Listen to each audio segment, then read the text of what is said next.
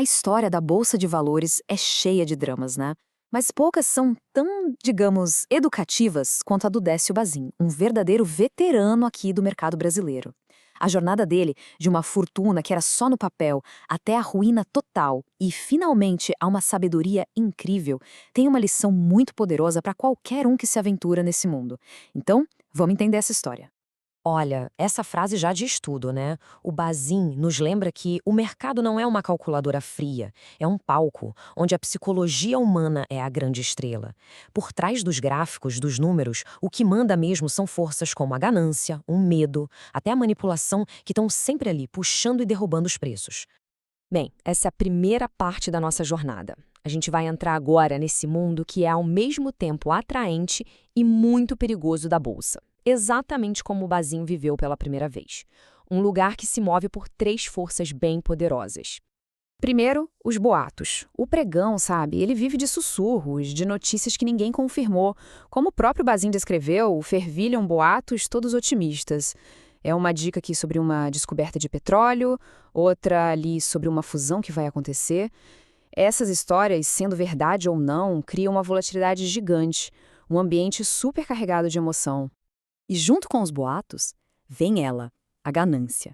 Aquele desejo forte, quase incontrolável, de ganhar dinheiro rápido que atrai milhares de pessoas para o jogo. As histórias de quem ficou rico em poucos meses criam uma verdadeira febre.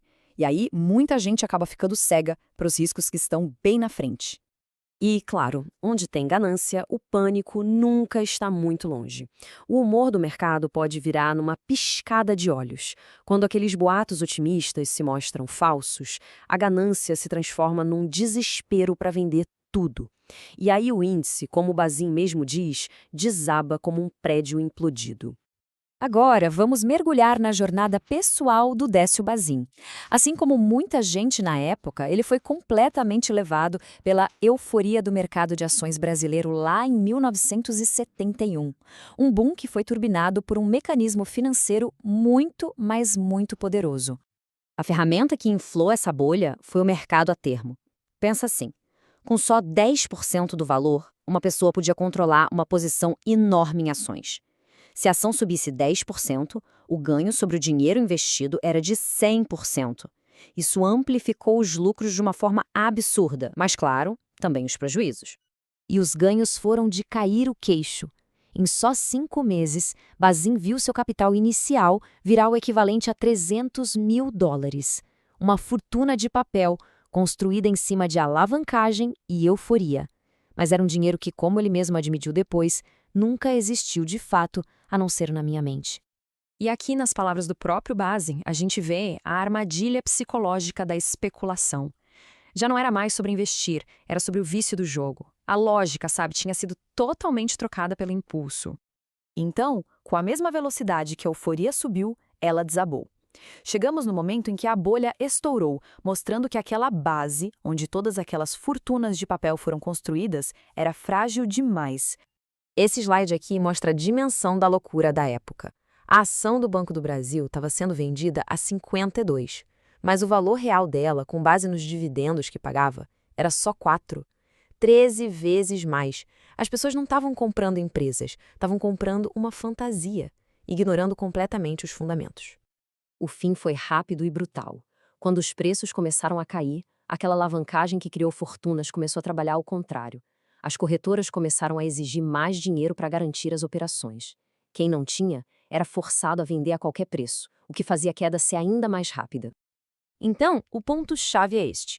Uma queda de apenas 20% no mercado foi suficiente para acabar com 100% do capital do Bazin, porque ele estava todo alavancado. A fortuna de US$ 300.000 virou pó. Essa frase resume perfeitamente a experiência devastadora do Bazin. Foi o fim da jornada dele como um operador ingênuo, um especulador que só foi levado pela maré. Ele estava de volta à estaca zero. Mas é das cinzas do fracasso que o Bazinho encontrou uma nova filosofia. Uma ideia que mudou para sempre o jeito dele de ver o mercado. A busca pelo preço justo. Ele chamou isso de preço justo. E a ideia era radicalmente simples. Ignore o barulho, os boatos, e foque na única coisa que é real que uma empresa oferece. que é o dinheiro que ela de fato coloca no bolso do acionista. E ele criou uma fórmula que é até bonita de tão simples. 4 passos. Primeiro, veja qual o dividendo anual que a ação paga. Segundo, defina um rendimento que você quer ter. O Bazin usava 6%. Terceiro, aplique a fórmula. Dividendo dividido por essa taxa. O resultado é o preço justo. E quarto, a regra de ouro. Só compre se o preço do mercado for igual ou menor que esse número. Simples assim. Ele transformou o investimento em pura matemática.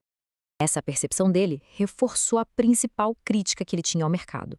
O Bazin concluiu que a maior parte do que é negociado na bolsa está totalmente desconectado da realidade. É movido só pela esperança de vender para outra pessoa por um preço maior.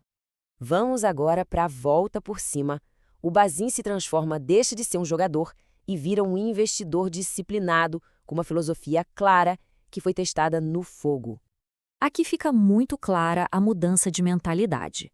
O especulador joga com o preço. O investidor compra valor. O especulador aposta na psicologia da multidão. O investidor confia no fluxo de caixa da empresa. São dois mundos diferentes. Um pergunta, será que vai subir? O outro pergunta, será que estou pagando um preço justo? E aqui estão os princípios da sabedoria dele.